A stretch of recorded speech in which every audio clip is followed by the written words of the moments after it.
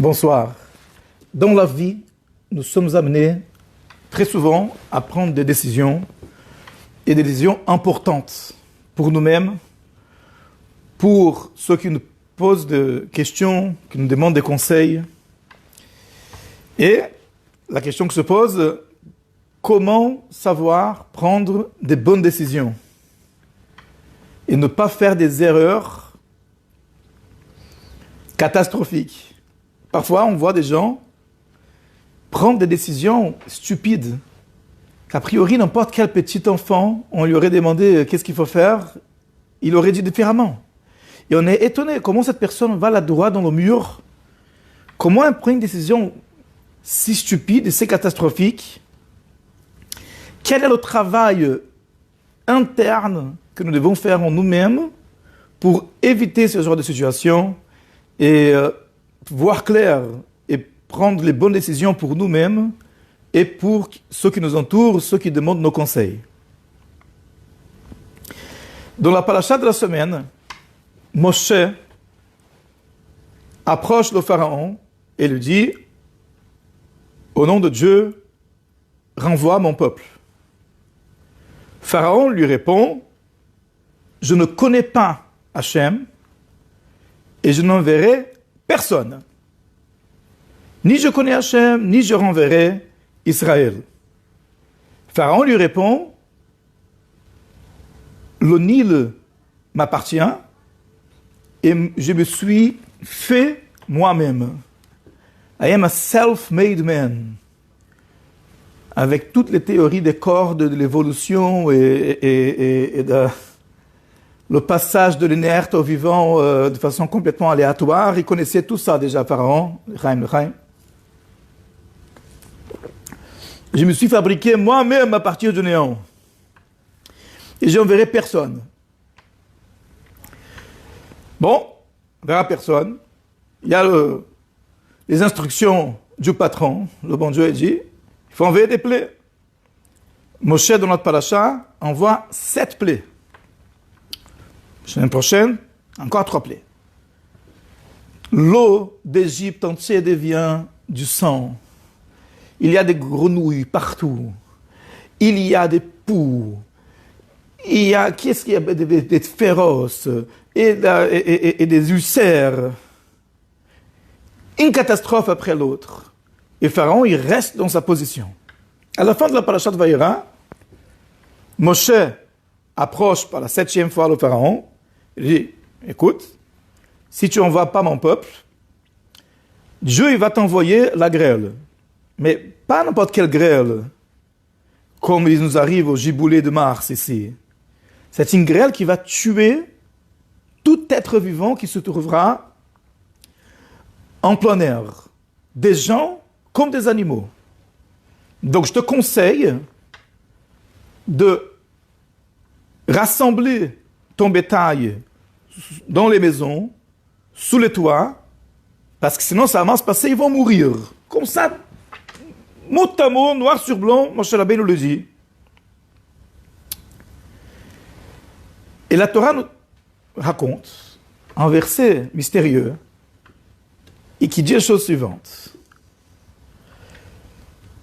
Ayare et devar Hashem me'avdei paro, c'est lui, parmi les serviteurs du Pharaon, qui craignait la parole de Dieu, a réuni son bétail sous un toit. Ou mi shelo sam libo el devar Hashem, et celui qui n'a pas mis son cœur, je ne sais pas s'il y a d'équivalent en français. En français, on dirait peut-être plutôt, il faut regarder comment le grand rabbin Zadok Khan il le fait. C'est lui qui n'a pas prêté attention, mais on est obligé, pour la suite du cours, de dire les mots originaux en hébreu. Mishelo sam libo el dvar Hashem. Ça se traduit littéralement, celui qui n'a pas placé son cœur à la parole d'Hachem, n'a pas ramassé son troupeau, et tant pis pour lui, les animaux ils sont tous morts. A priori, c'est très bizarre. Il n'y a pas besoin d'être un grand génie pour comprendre que ça risque d'arriver. Les gens, ils ont vu. Il n'y avait pas à boire de l'eau. Il n'y avait que du sang. Il y avait des grenouilles partout. Et il y avait des poux partout. Maintenant, cette même personne qui avait annoncé les 6 premières plaies, et ça s'est produit tel quel, il vient et te dit, écoute, si tu envoies pas le peuple d'Israël, il y aura de la grêle qui va tomber, et je te conseille, Shlach Aez et BMTH, Aez, ça signifie, dans le langage hébraïque, rassemblement, rassemble tes animaux, parce que sinon ils vont mourir sous la grêle. Donc même si tu ne crois pas à 100%, tu crois à 10%, ça te fait quoi? Mets les animaux sous protection. Au pire, il n'y aura pas, elle est fausse celle-là, il n'y aura pas de grêle. Bon, tu as perdu quoi? Tu es resté avec tes animaux dans la maison un petit peu, avec les chèvres, avec le truc sur le toit, j'en sais rien où. Tu n'as pas perdu grand-chose. Comment se fait-il que certains des serviteurs du Pharaon n'ont pas écouté, ils n'ont pas voulu même donner une chance, ils ont préféré laisser comme ça les animaux. Ils n'ont pas vu ce qui s'est passé. Il s'agissait des serviteurs du Pharaon. Ils n'étaient pas tous idiots, ils n'étaient pas tous stupides. Et on verra bientôt qu'il y avait même des gens très intelligents dans ce groupe-là. C'est pourquoi la Torah, elle fait cette distinction intéressante. Elle ne dit pas ceux qui étaient intelligents, ceux qui étaient bêtes. Elle dit c'est lui qui n'a pas prêté son cœur à la parole de Dieu. Mishelo Sam Libo. Celui qui n'a pas prêté son cœur. Qu'est-ce que ça signifie? Et ça, c'est la clé pour répondre à notre question. Où se trouve le cœur? Il y a une traduction de la Torah, de l'hébreu à l'araméen, une des premières traductions faites par l'Otana Bionatan ben Uziel. Il y a son kever, sa tombe en Israël, les gens ils viennent demander des brachot pour les shidurim, etc., à Moka. C'était un grand saint et un grand sage. Et il n'a pas fait que traduire la Torah en araméen. Dans cette traduction, il dévoile plein de secrets qui nous permettent de comprendre l'histoire davantage. Et il nous présente des personnages qui étaient derrière les coulisses et qui font la chose arriver, c'est eux qui sont derrière les faits, et ils ne sont pas explicites dans la Torah écrite, et ils nous présentent comme ça, celui-là avait un tel, celui-là avait un tel. Et en l'occurrence, il nous rappelle une chose qui est apportée dans la Gemara. Le pharaon avait 3 grands conseillers célèbres. Yitro, le beau-père de Moshe. Iov, Job en français, à qui est consacré un livre très important du Tanakh, le livre de Job, qui parle de la souffrance des personnes innocentes, des justes. Et le 3e était Bilham. Bilham, le sorcier, celui qui va apparaître bien plus tard dans la Torah, dans Parashat Balak, ce sorcier qui savait maudire, qui connaissait l'esprit de Dieu, connaissait les pensées de Dieu, et qui a été embauché par Balak, roi de Moab, pour maudire, Dieu nous en préserve, le peuple d'Israël. Bilam avait commencé sa carrière déjà beaucoup plus tôt, et il était un des 3 conseillers du pharaon. Et la Gemara raconte que quand le pharaon il a eu cette idée d'asservir le peuple d'Israël, de les livrer aux travaux forcés, de tuer les garçons, Yitro,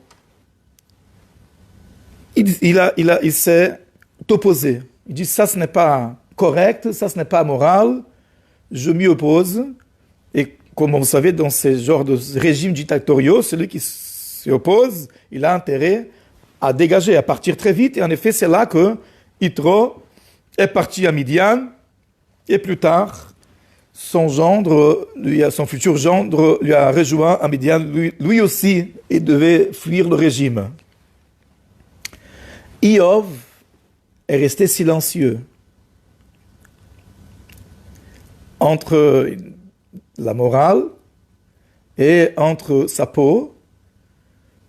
Il n'a pas soutenu le projet, mais il ne s'est pas opposé non plus. Il est resté silencieux. Et les sages de la Gemara disent que ça c'est la raison pour laquelle il a été accablé par tous ces malheurs, toutes ces souffrances décrites dans le livre de Job.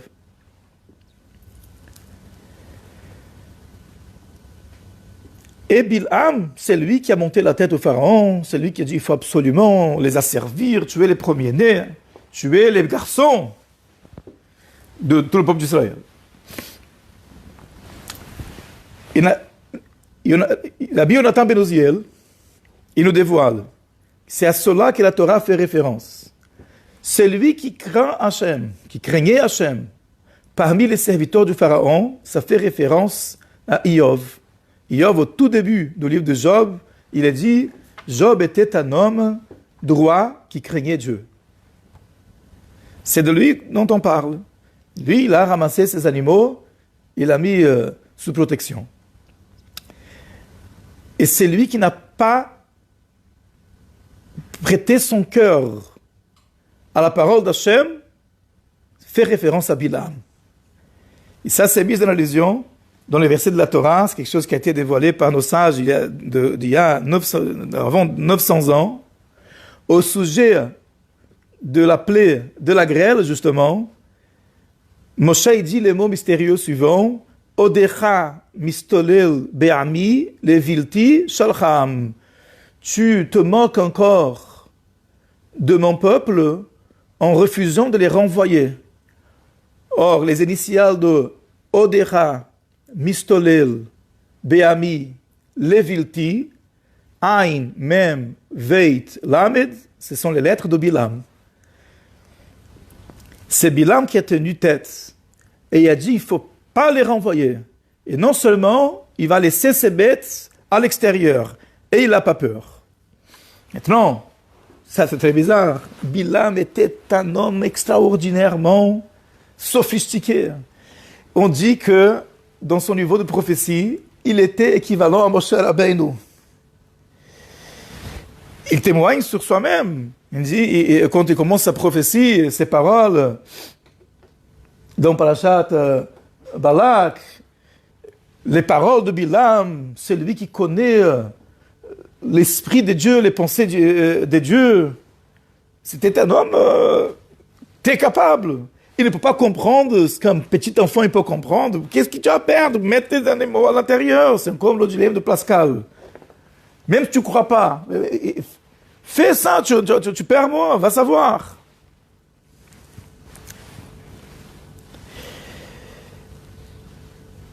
Seulement, ce que la Torah vient nous véhiculer avec ce petit mot, celui qui n'a pas prêté son cœur à la parole d'Hachem, elle nous explique que ce n'est pas important seulement le kiwi d'une personne, mais où se trouve son cœur, où se trouvait le cœur de Bilam. Et c'est la raison pour laquelle il a été empêché de voir la vérité, de prendre les bonnes décisions.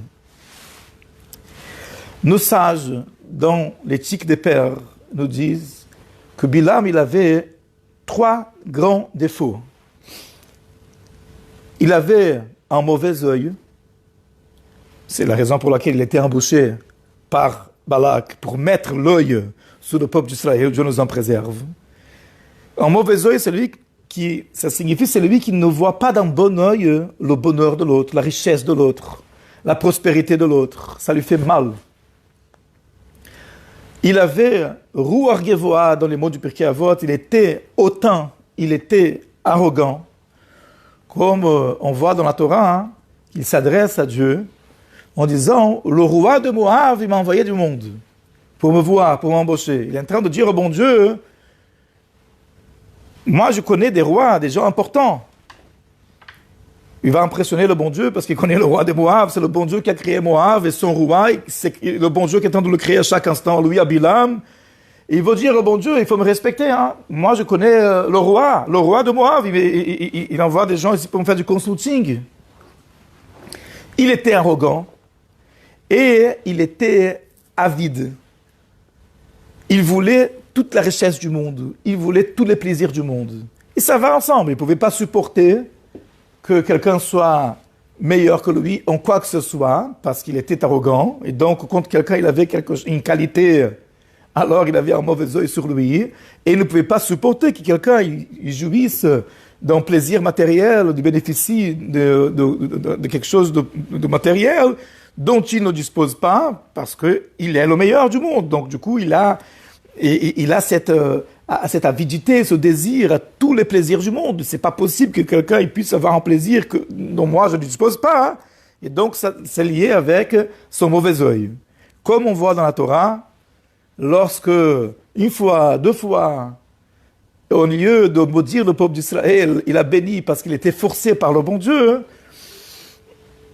et son client, Balak, il lui a reproché en disant « Si tu maudis pas mes ennemis, au moins ne les bénis pas. » Il lui répond « Même si Balak il me donne toute sa maison remplie d'or et d'argent, je ne pourrai pas contrer la bouche de l'Éternel. » Et donc il livre ses désirs les plus profonds. Lui, ce qu'il veut, c'est avoir la richesse de l'autre. Il veut avoir toute la maison de Balak avec tout l'or et tout l'argent du monde. Et donc ça, c'est le point de la réponse. Une personne jalouse ne peut pas supporter qu'il existe du bien chez quelqu'un d'autre. Il ne peut pas se réjouir de la réussite de l'autre. Toutes les qualités et toute l'intelligence doivent être nécessairement en lui. Mais que peut-on faire que le bon Dieu, il a distribué les atouts et les capacités entre les gens. Et l'un il est meilleur dans ça, l'autre il est meilleur dans ça. On n'est pas obligé d'être le meilleur. D'aucune manière, en rien d'ailleurs. Chacun il a sa mission unique. Et c'est la raison pour laquelle quelqu'un comme Bilam, qui a un mauvais œil, qui est obligé d'être au-dessus de tout le monde, et tout le temps il est concentré, pas en chercher la vérité, il est concentré de savoir qui est meilleur. Donc quand quelqu'un lui donne un conseil, comme en l'occurrence Moshe, si on va appeler son homonyme, parce qu'il était aussi un prophète du côté opposé. Quand Moshe lui donne un conseil, il dit, je te conseille de ramasser tes animaux, parce que sinon ça va mal se passer pour eux. Il ne peut pas l'écouter, parce qu'il ne regarde pas les faits. Il ne regarde pas la vérité. Il dit, si je vais écouter Moshe, alors je suis inférieur à lui. C'est ça qui l'occupe. Qui est le plus smart ? Il n'est pas intéressé en rien d'autre. Donc il est incapable de dire, va savoir, peut-être que Moshe il a raison, et peut-être c'est moi qui a tort, et donc je vais faire ce que Moshe me dit, malgré moi. C'est beaucoup trop rabaissant pour lui, il est incapable de le faire. Donc il va droit dans le mur. Mais parce qu'il ne s'occupe pas, il n'est pas intéressé de savoir c'est quoi la vérité, il est intéressé de savoir c'est qui, who is the boss, c'est qui le patron, c'est qui le plus fort. Moi, je vais écouter l'autre. Jamais au grand jamais, c'est moi qui connais tout. Je suis monsieur, je sais tout. Et c'est ce qui lui a empêché d'écouter Moshe et de prendre une décision qui, objectivement, est la plus simple qu'il fallait prendre.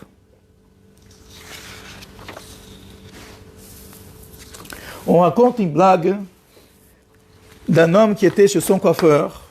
Il lui raconte qu'il préparait un voyage aux États-Unis. Et le coiffeur, qu'il était un peu gêné, moi, il va aux États-Unis, moi je ne vais pas, je vais rester ici. Il dit, mais quelle compagnie tu as pris ? Il dit, j'ai pris Air France. Air France, c'est pourri. Le service, il est mauvais. Les avions, ils sont précaires. Tu vas avoir des turbulences. Ça va être un vol terrible. Tu vas passer les 8 heures les pires de ta vie. Mais où tu vas rester là-bas ? Moi, je vais rester dans tel hôtel, à côté de Washington. Il a dit quoi, tel hôtel? Mais il est pourri cet hôtel. Il n'y a que des pousses et des poules là-bas. Et le maintien, l'entretien, il est pourri, le personnel il est mauvais. Tu vas passer un très mauvais moment là-bas dans cet endroit. Mais qu'est-ce que tu vas faire là aux États-Unis? Qu'est-ce que tu comptes faire dans cet endroit? Où tu vas te promener? Mais je me suis dit, bon, je vais à Washington.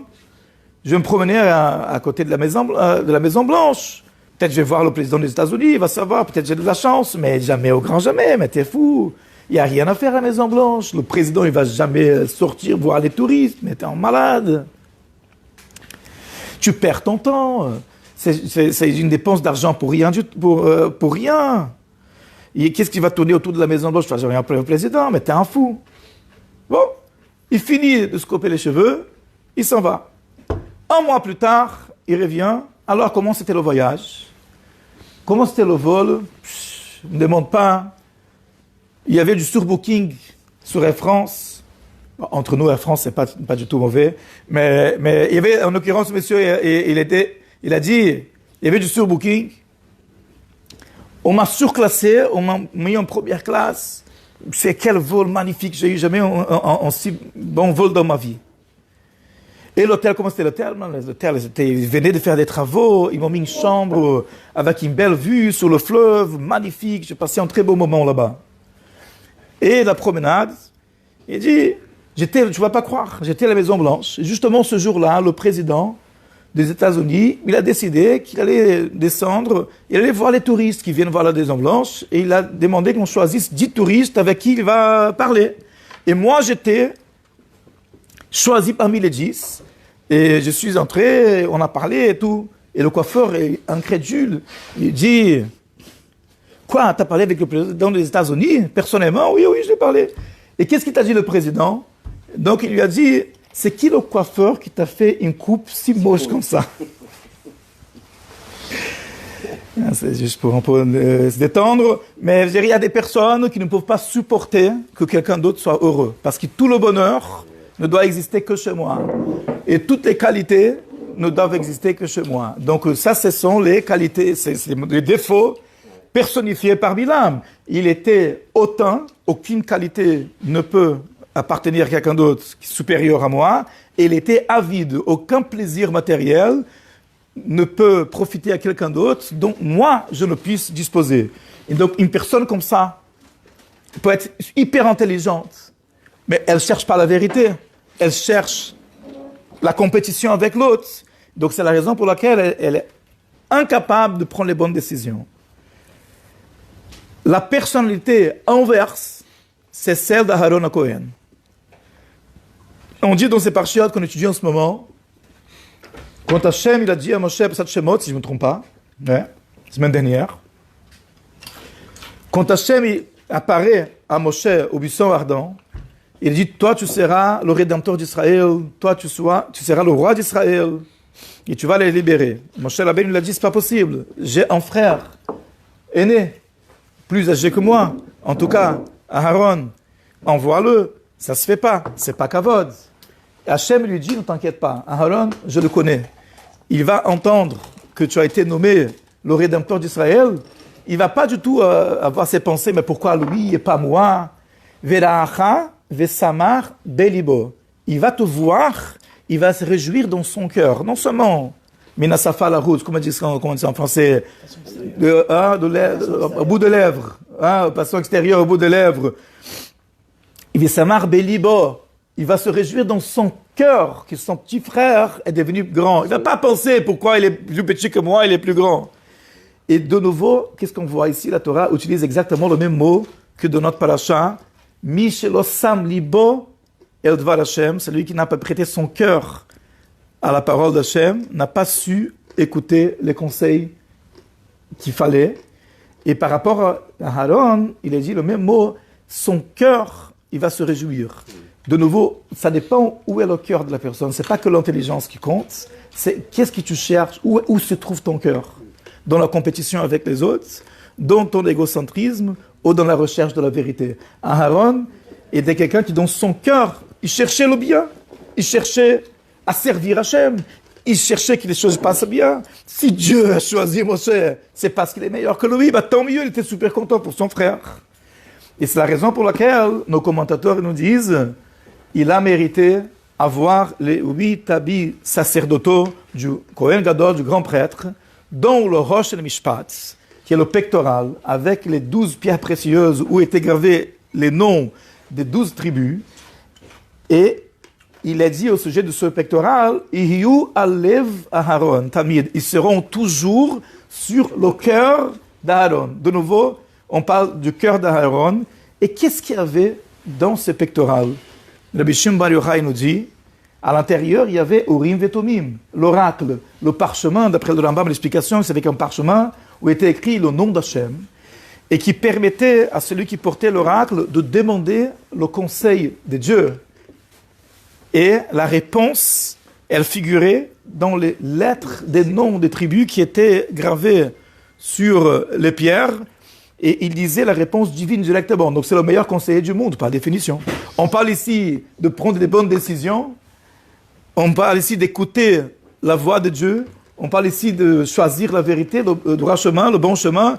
Le pectoral, c'est le symbole de ce qui est le conseil le plus pur, le plus vrai, c'est la parole de Dieu directement. Et ça, c'est l'allusion de la Torah. Qui est capable de recevoir ce conseil divin, la vérité telle qu'elle est? C'est lui qui a un cœur pur, comme Aaron. C'est lui dont le cœur est occupé de savoir qui est le plus grand, et il ne peut pas bénéficier de l'intelligence des autres. Une personne qui a le cœur pur cherche la vérité. Quand quelqu'un lui dit une chose, il dit ça se trouve qu'il a raison. Il peut dire mon conjoint, il a des qualités. Mon collègue de travail, il a des qualités. Celui qui prie à côté de moi dans la choule, il a des qualités. Peut-être je n'ai pas, peut-être qu'il a une vision des choses dont je n'ai pas. Mais il faut avoir le cœur purifié de ce sentiment de mauvais œil et d'égocentrisme. Sinon, on se renferme dans un cocon et on ne peut pas entendre la vérité. Mais l'Ève Aaron, le cœur d'Aaron était pur, était droit. Il est la raison pour laquelle la parole d'Hachem, elle pouvait affluer envers son cœur sur son pectoral. Et ça dit Rabbi Shimon Bar Yochai de Yalkut Shimoni, c'est pourquoi on lui a été donné le Urim Vetumim, parce que son cœur était pur de jalousie, il peut écouter la vérité telle qu'elle est.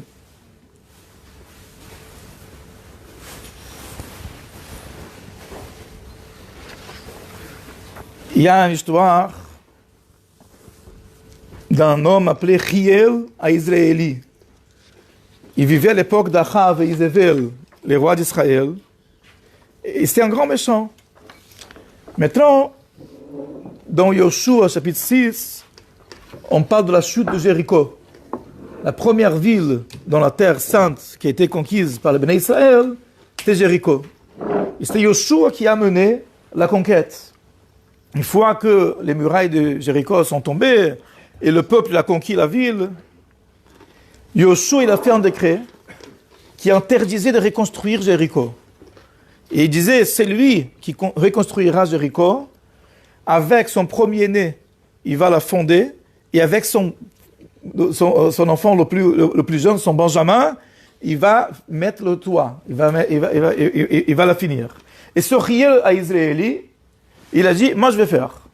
Et il a commencé à reconstruire Jéricho. Quand il a mis les fondations, son premier-né, il est mort.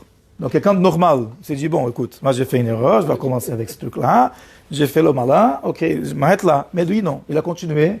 Et à chaque fois qu'il avançait dans les travaux, il y a encore un enfant, lui, qui mourait. Jusqu'à la fin des travaux, son dernier fils, il est mort. Mais il est resté jusqu'au bout. Pourquoi? Il n'est pas intéressé à la vérité. Il ne peut pas admettre, je me suis trompé. C'est extrême. Mais c'est exactement le contraire de Aaron Cohen. Exactement comme Bilam. Même si les conséquences ici étaient beaucoup plus graves que perdre son bétail massacré par la grêle. Et on raconte qu'il se riait les Israéliens, justement, quand il y a eu le défi de Eliyahu Hanavi contre les prophètes de Baal, il s'est mis de mèche avec les prophètes de Baal pour se mettre sous l'autel du Baal, pour mettre le feu d'en dessous. Mais s'il croit à la Vodazara, il n'a pas besoin de faire ce truc-là. S'il a fait ce truc-là, vous savez très bien que le feu, elle n'est pas descendue du ciel pour la Vodazara. Mais il sait que c'est faux, il se met quand même. C'est exactement comme les athéistes. Vous avez écouté les athéistes, et on les prouve noir sur blanc. C'est pas, noir sur blanc. C'est pas possible qu'un organisme inerte ne peut pas venir un organisme vivant. Ça n'existe pas, c'est impossible. On montre comment l'hiver, il est réglé avec des réglages fins. Et que le taux d'oxygène de l'atmosphère est exactement ça. Sinon, si on veut un peu plus, on allumait une allumette, tout exploser. Et un peu moins, on ne veut plus vivre. Il y a une preuve après l'autre, mais il est dans son truc. S'il y a un Dieu, alors je suis quoi? Sur rien du tout. Ça, c'est impossible. Donc, quelqu'un qui est dans cette mentalité, il ne cherche pas la vérité. Et donc, du coup, il ne peut pas entendre les choses les plus simples. Même un petit enfant, il peut comprendre. Il sait ce qui s'est passé avec Bilam. Et donc ça, c'est la leçon que la Torah veut nous donner pour qu'on prenne les bonnes décisions dans la vie. Il ne suffit pas d'être très intelligent, nous sommes tous très intelligents, Baruch Hashem, mais l'intelligence ne suffit pas. Mi shelo sam libo el dvar Hashem. Il faut savoir où est notre cœur. Notre cœur est à la recherche de la vérité, et là, on est ouvert à voir les faits, à voir les choses telles qu'elles sont, ou notre cœur est intéressé par notre égocentrisme. Nous sommes meilleurs que tous. C'est pas possible qu'il y ait des qualités chez les autres qui n'existent pas chez moi. Je vais pas obéir ou écouter le conseil de quelqu'un d'autre. Et là, c'est la catastrophe certaine. La chronique du mort, non, c'est... Et à Yaret Dvar Hashem, l'autre serviteur du Pharaon, on parle de Yov. Sur Yov, il était un homme qui craignait Dieu. Donc, quand il a entendu ça, il a mis son bétail à l'abri parce que le bien, il attire le bien. Quand quelqu'un il a un cœur qui est bon, il attire les bons flux des bonnes choses et qu'on puisse chacun avancer et se réjouir des talents des autres, bénéficier de l'intelligence des autres, se réjouir du bonheur des autres et qu'on puisse recevoir le Mashiach très prochainement de nos jours. Amen.